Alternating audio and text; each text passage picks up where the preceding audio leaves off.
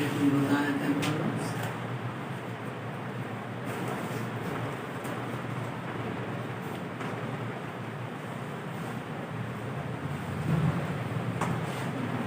Exercise 2C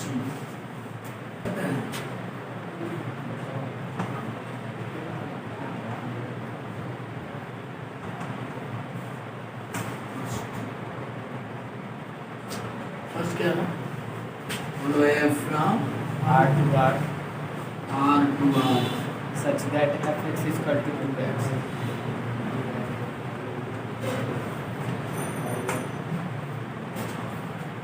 f from R to R fx is 2x। एक function दिया है, show करना है कि फंक्शन 1 के लिए आपको क्या बताया गया था? 1 शो करेंगे। Let x1 x2 belong to R। ये R क्या है?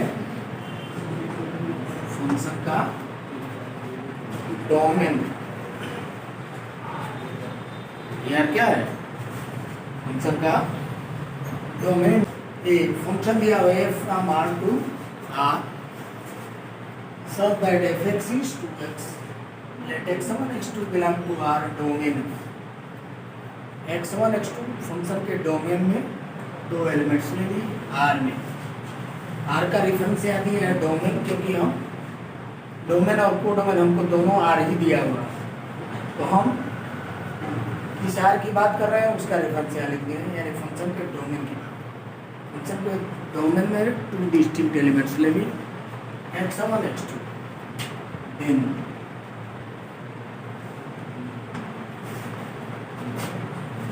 x1 not equal to x2, this implies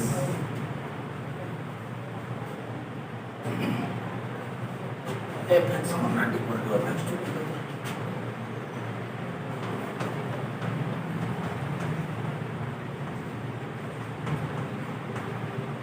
equal to लिख सकते हैं। हमारा है कि इनकी इमेजेस इक्वल नहीं है। x1 और x2 दो एलिमेंट्स हैं, उनकी इमेजेस इक्वल। fx1 क्या है? fx है 2x, तो fx1 होगा 2x और fx2 होगा 2x2। ये दोनों इक्वल नहीं है, माने ये दोनों इक्वल नहीं है। और ये दोनों इक्वल नहीं है माने x1 not equal to x2। हमने शो कर दिया कि इमेजेस इक्वल नहीं है तो एलिमेंट्स इक्वल है। implies x1 not equal to x2 and f is 1। ये भी आपको बताया गया था कि ये भी शो कर सकते हैं fx1 equal to fx2 implies x1 equal to function 1 function 1 हो गया। आप क्या शो करना कि फंक्शन ऑन2 है। सेकेंड पार्ट ऑन2 शो करना। ऑन2 शो करने के लिए क्या करेंगे? ऑन2 शो करने के लिए आपको बताया गया था कि एक आर्बिट्रेरी एलिमेंट लेंगे y, इसमें फंक्शन के codomain. Let y belong to a codomain. Function के कोडोमेन में एक आर्बिट्रेरी एलिमेंट ले लेंगे फंक्शन का O(2) शो करने के लिए। एंड लेट और लिख लेंगे y इज इक्वल टू, जैसे फंक्शन डिफाइंड है वैसा ही लिख लेंगे। y इक्वल टू क्या लिख दिया? 2x। और यहाँ से क्या करेंगे? x की वैल्यू y के टर्म में निकालेंगे। x is equal to half y। और देखेंगे जो x की वैल्यू आई है y के टर्म में, क्या वो वैल्यू फंक्शन के डोमेन में है? यदि फंक्शन के डोमेन में है तो जान लीजिए जो y को डोमेन में नहीं है उसकी प्री इमेज डोमेन में है, और नहीं है तो प्री इमेज डोमेन में नहीं है और फंक्शन ऑन2 में। देखिए तो y क्या है? रियल नंबर, तो हाफ y क्या होगी? रियल, यानी इसकी प्री इमेज फंक्शन के डोमेन में है। This one belongs to R domain यदि यहीं पे आ गया होता, ये बिलोंग नहीं करता है आर में, कहते कि इसकी प्री इमेज वाई की नहीं है। 10 लिखेंगे, ये लैंग्वेज है, हर बार यही लिखेंगे। 10 for every Y belonging to a codomain F। For every y belonging to our codomain F, there exists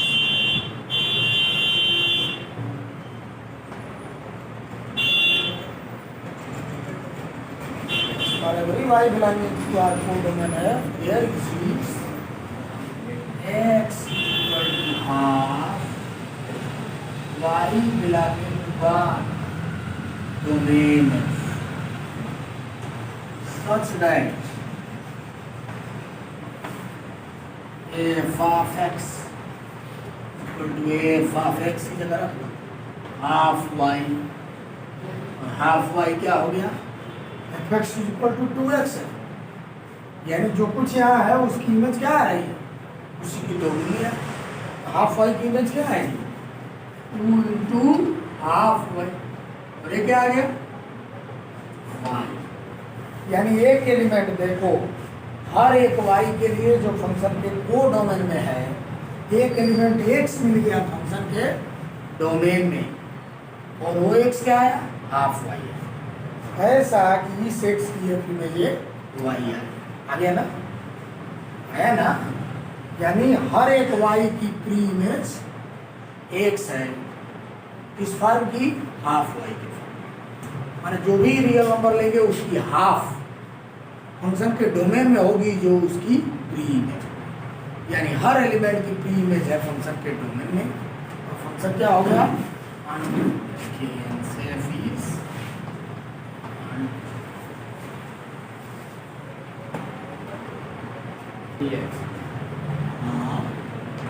is 1 and into 1 है और into से फंक्शन है, और डिफाइंड है f x equal to 3x, तब प्रूव करना कि फंक्शन क्या है, 1 है और इनटू है, डोमेन में 2 डिस्टिंक्ट एलिमेंट्स लिए x1 x2, then f x1 is equal to f x2, this implies f x1 3x1 equal to 3x2, दोनों के 3 कैंसिल हो गए, क्या आ गया, x1 is equal to x2, 10। हमने क्या शो किया, fx1 is equal to fx2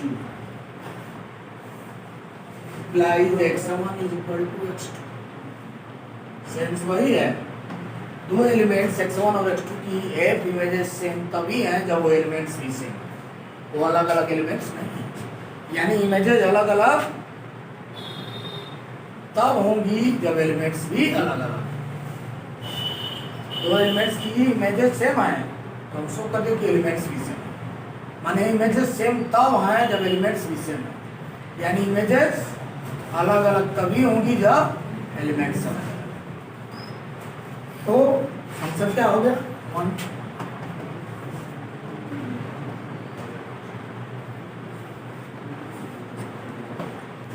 function को इनटू शो करना है, देखिए जब जनरलाइजेशन करना है तब कठिनाई है, तब ऐसा करें। यहाँ एक एग्जांपल मिलना काफ़ी है, कोडोमेन में ऐसा एक एलिमेंट मिलना पर्याप्त है, और हम शो कर दें उसके लिए उसकी प्री इमेज नहीं, एक एलिमेंट ऐसा मिल जाए सिंगल, फंक्शन है नेचुरल नंबर्स के सेट से नेचुरल नंबर्स के सेट, ऐसे यहाँ एफ एक्स की image 3x, F x is 3x, मैंने एक image of x is 3x, इसी एलिमेंट की इमेज क्या है, उसी की 3 गुनी है, तो 1 की इमेज क्या है, 2 की इमेज क्या है, 3 की इमेज, 4 की इमेज 5, इसी तरह आती है, बात समझ रहे हैं। तो इनके बीच में 4 है 5 है, इनकी इसमें कोई प्री इमेज नहीं है। क्यों? देखो ये इसकी इमेज है, 1 की इमेज 3 है और 1 3 की क्या है प्री इमेज। ये इसका क्या है 1/3 है, ये इसका 3 टाइम्स है और ये इसका 1/3, ये इसका 3 टाइम्स है और ये इसका 1/3, ये इसका 3 टाइम्स है और ये इसका 1/3। यानी किसी भी element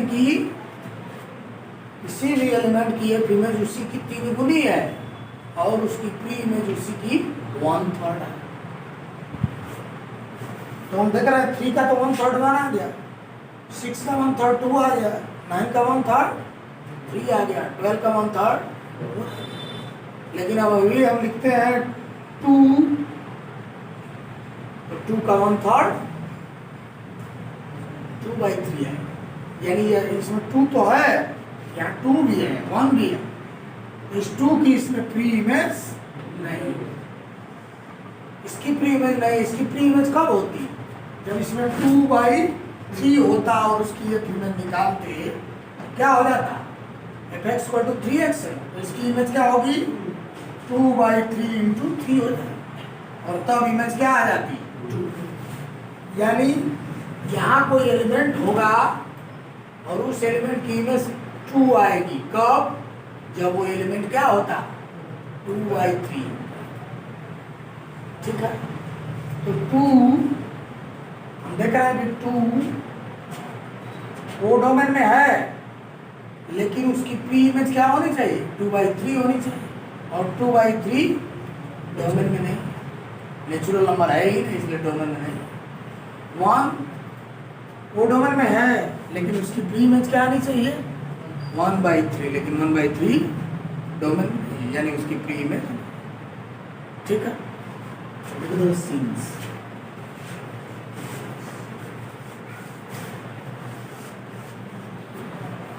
to belongs to N, codomain F, but अब देखो तो 2 फंक्शन के कोडोमेन में है। अब इस 2 की प्री इमेज डोमेन में होती कब? जब डोमेन में 2/3 होता तब, लेकिन 2/3 डोमेन में नहीं। Since 2 belongs to N codomain F, but 2/3 does not belong to N domain F। इसका मतलब क्या है? 10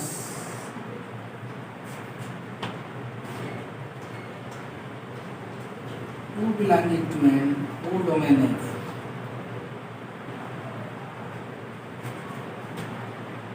has no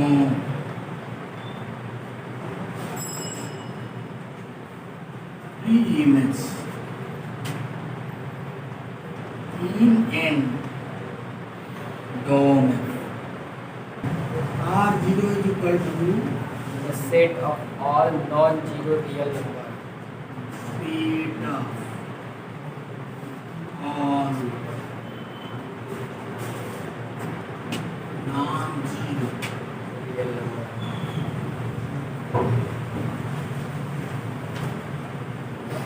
real।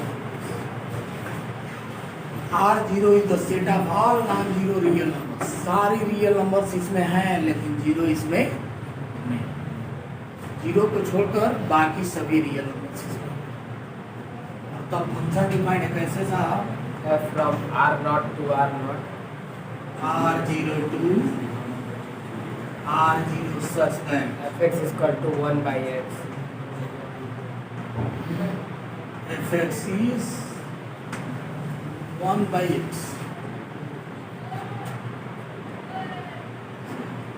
क्या है?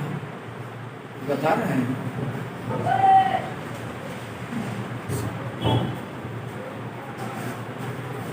ये फंक्शन डिफाइन है fx = 1/x।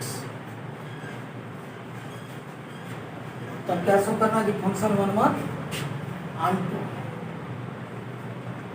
बिल्कुल वैसा ही let x1 x2 belong to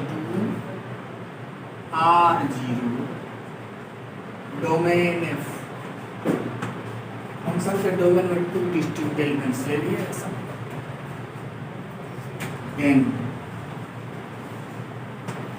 then fx1 is equal to fx2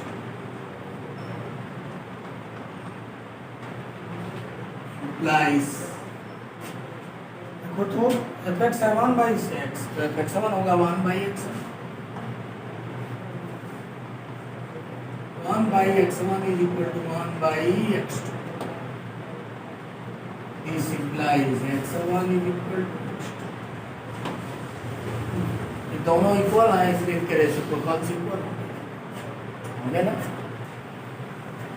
सो कर दिया 10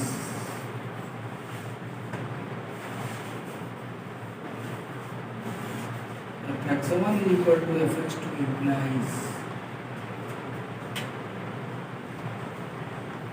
x1 is equal to x2 hence f is 1 इसलिए फंक्शन है f1 आप सब करना कि फंक्शन क्या है onto है let y belong to R0 function के को डोमेन में एक आर्बिट्रेरी एलिमेंट लेंगे और इसे लिख देंगे वैसा let y is equal to 1 by x जैसा फंक्शन डिफाइंड है वैसा ही मान लेंगे और यहाँ से x की वैल्यू y के टर्म में implies x is equal to 1 by y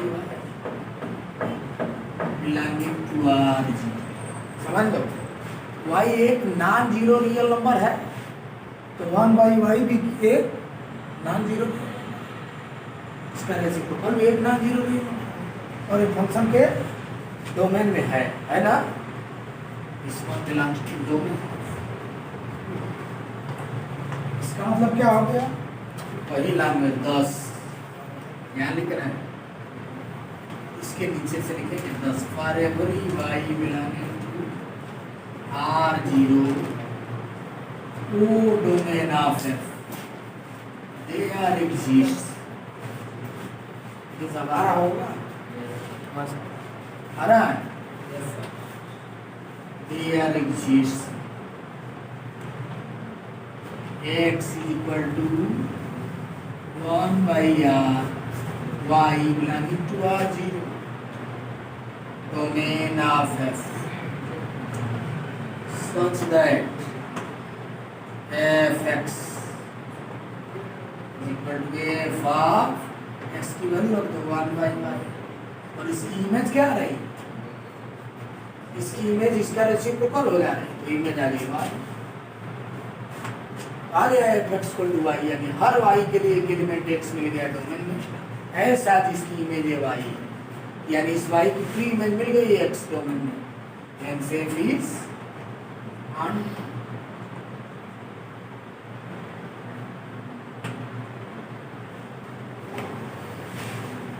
check हो जाएगा x निकालिए y के टर्म और देखिए कि वो डोमेन में है कि नहीं यदि है तो जान लीजिए प्री इमेज है और नहीं है तो जान लीजिए pre image from R to R such that fx is equal to 1 plus x square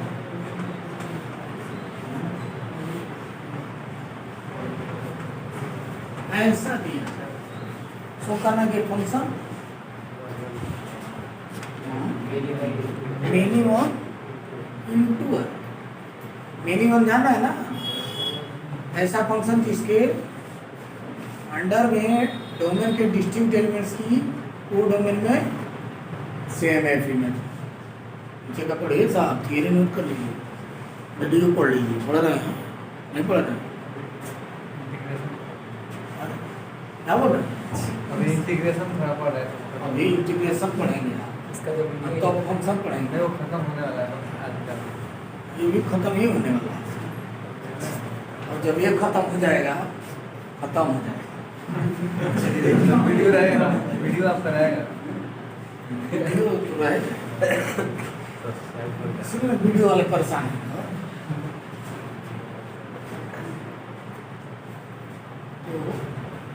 पढ़िए, जो जब पढ़ाया जा रहा है उसको तभी पढ़िए। यही सबसे अच्छा तरीका है पढ़ने का। जो चीज़ जब पढ़ाई जा रही है उसको तभी पढ़िए, ठीक। उसको बाद में उतना सही तरीके से नहीं पढ़ सकते हैं जितना सही तरीके से उस समय पढ़ सकते हैं जब पढ़ाया जा रहा है। जहाँ तक मुझे ज्ञात है, आप भी कुछ अनुभव करिएगा। f from R to R fx is 1 plus x square ये दिया हुआ। आप देखें तो फंक्शन मेनी वन होगा जब इसमें कम से कम डोमेन में 2 एलिमेंट्स मिल जाए जिनकी एक ही एक इमेज हो जाएगा ना मेनी वन। तो देखें तो नाउ f1 निकाल, f1 क्या है, fx है 1 प्लस एक्स स्क्वायर, f1 क्या 1 प्लस 1 स्क्वायर। अभी पढ़िए, इंटीग्रेशन पढ़ाया जाएगा तो डिटेल पढ़ लीजिए। डिफरेंशिएशन पढ़ लिया पूरा, पहले इंटीग्रल पढ़ रहे हैं, पहले पीछे चलना सीखते हैं बाद में आगे चलना सीखते हैं। तो आपको अनुभव होगा दोनों का लिंक नहीं है।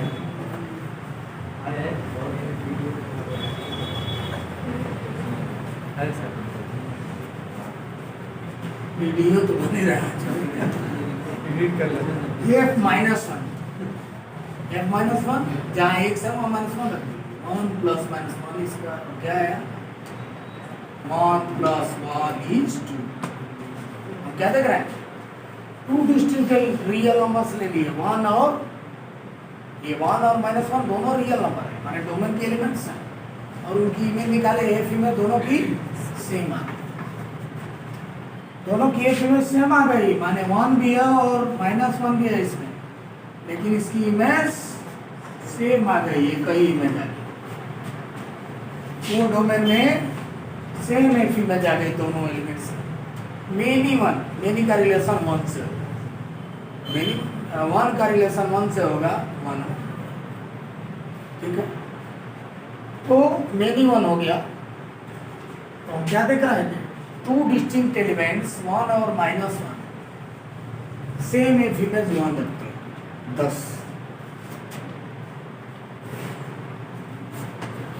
2 distinct elements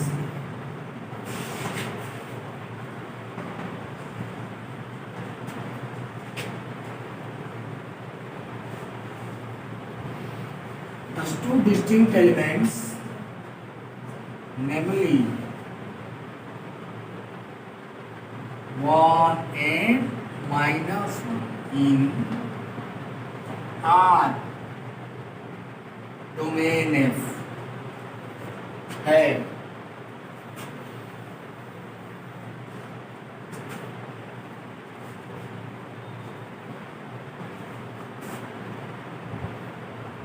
The same as image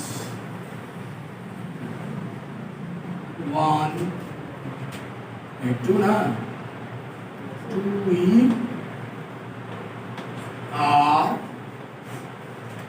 domain F, ये लिख दिया हमने, लिख दिया कि 2 distinct elements namely 1 and minus 1 in R have the same F image 2 in R domain F, यानी फंक्शन के अंडर में 2 डिस्टिंक्ट एलिमेंट्स 1 और माइनस 1 की कई F इमेज 2 है, and safe is many.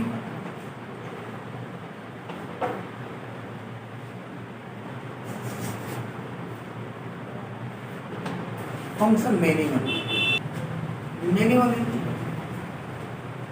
One into होगा,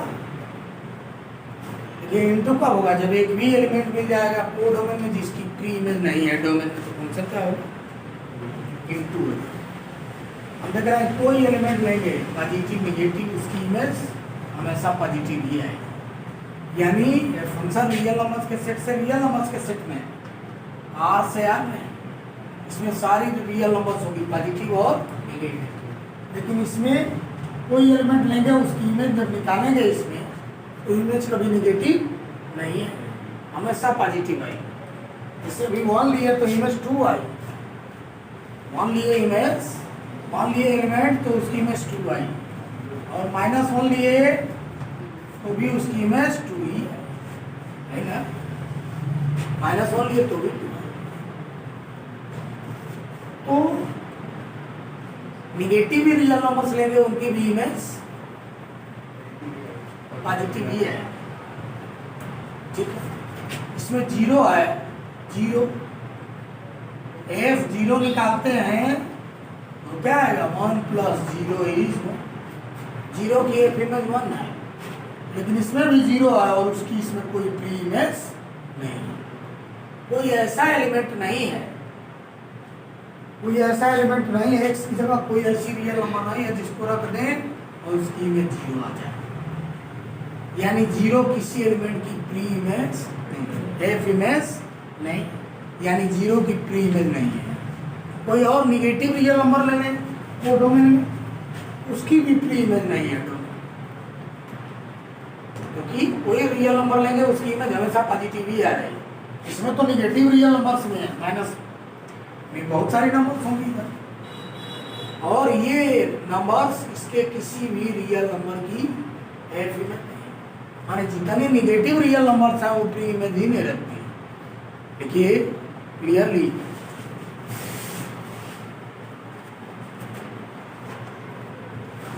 any negative real number in codomain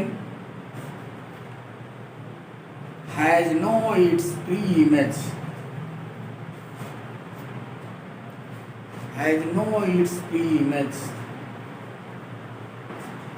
in our domain F। समझ गए कि नहीं समझे? and F is into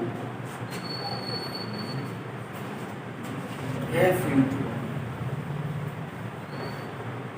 okay लिखवा दीजिए, लिख दें। किसी निगेटिव रियल नंबर की प्री इमेज नहीं, चाहे कोई पर्टिकुलर नंबर का नाम भी ले सकते हैं। -2 है, -2 belonging to R codomain F has no its preimage in R domain and F is। और एक कंसेप्ट आपको बताना उस दिन हम भूल गए थे, फंक्शन के संबंध में। मान लीजिए कंसेप्ट आसान आपका हो जाएगा, पढ़े भी है वैसे भी। मान लीजिए स्टूडेंट्स किसी क्लास में बैठे हुए हैं, चेयर्स पे बैठे हुए हैं,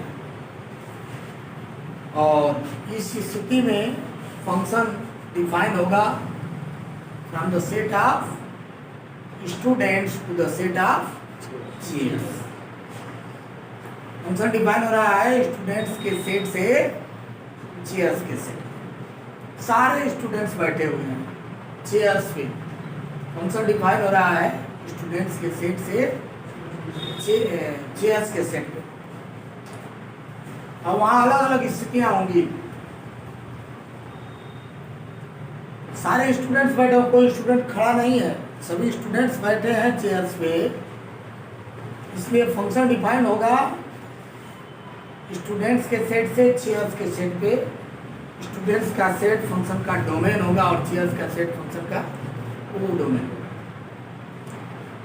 अब एक स्थिति यह है डिस्टिंक्ट स्टूडेंट्स डिस्टिंक्ट चेयर्स पे बैठे, अलग अलग स्टूडेंट्स अलग अलग चेयर्स पे बैठे हैं, और फंक्शन कैसा हो गया है 1-1।